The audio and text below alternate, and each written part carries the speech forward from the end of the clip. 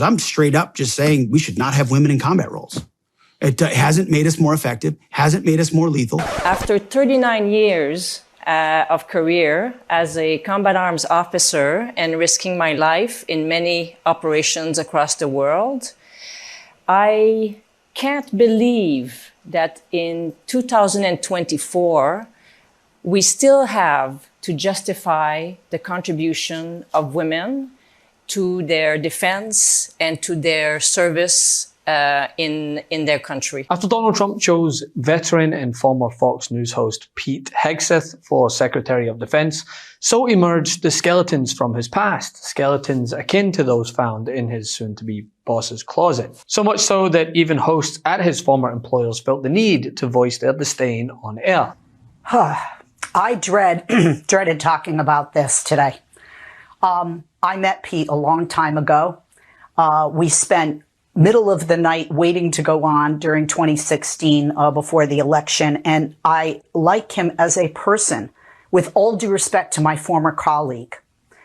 We know that there were 3 cases of adultery for Pete Hegseth, and it is relevant. And the reason why it's relevant is Article 134 of the UCMJ considers adultery against the military, which the Department of Defense is part of. You can't lead an entire organization and all these people if you can't lead by example. 1. 2, I am a rape victim, and I can tell you there's a reason 1 in 10 rapes go unreported. And it's very difficult for a woman to go in and have a rape kit done. It's physically, mentally, and emotionally very difficult to go through that process, as I have.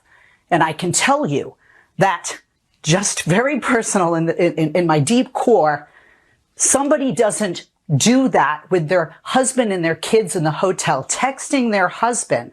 Somebody doesn't go into the hospital and subject herself to that.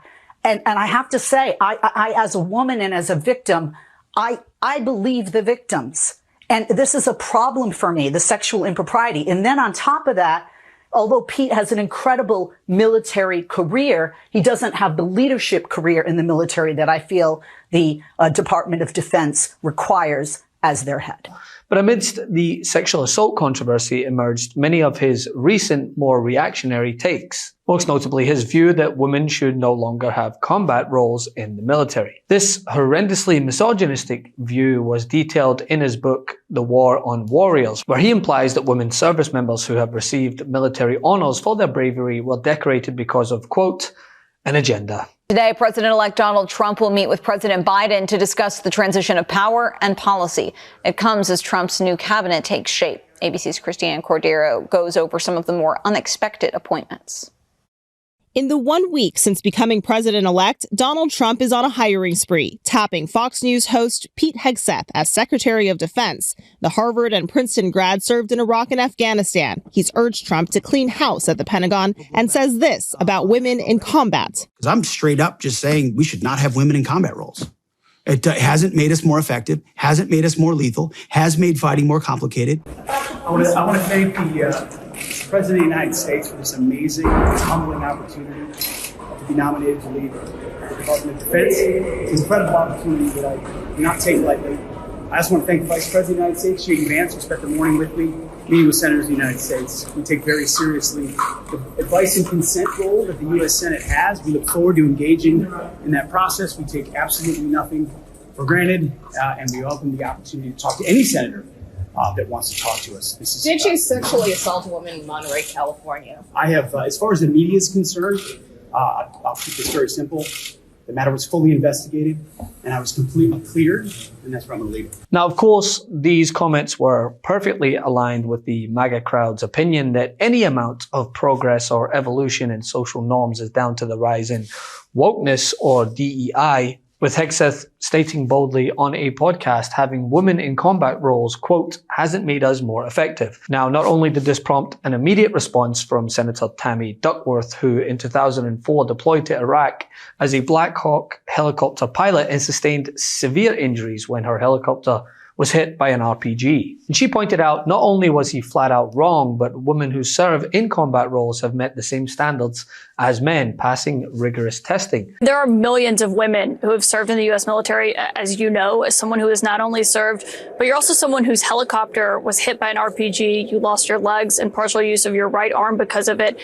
What did go through your mind as a woman who has served when you heard him saying that women should not be in combat roles?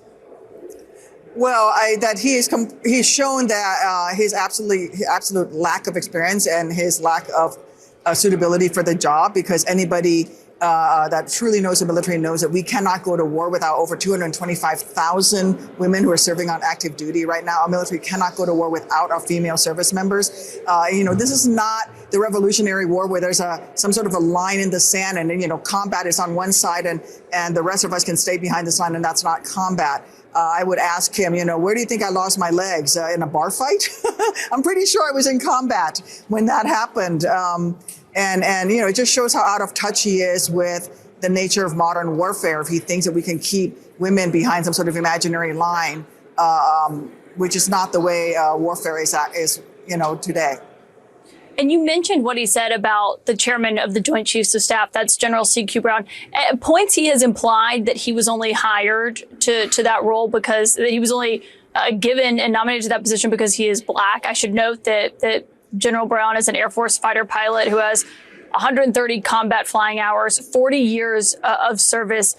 Do you think he'd actually be able to get him fired? I mean, what would it look like at the Pentagon, do you think, if Pete Hegseth is confirmed as the secretary?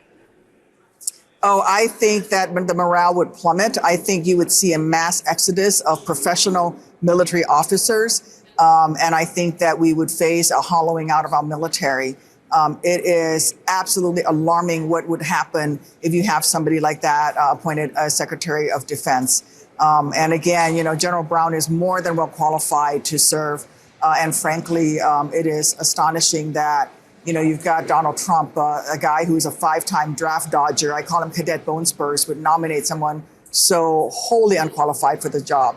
But it also caught the attention of Canada's top military commander, Jeannie Carignan, who called out the MAGA contingent for questioning the idea of having a woman in a combat zone.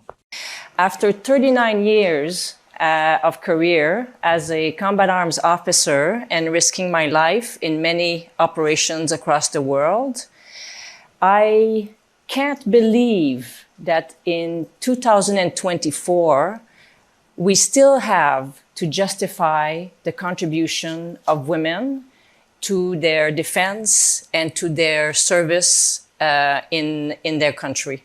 And all the women sitting here in uniform, stepping in and deciding to get into harm's way and fight for their country need to be recognized for doing so. So again,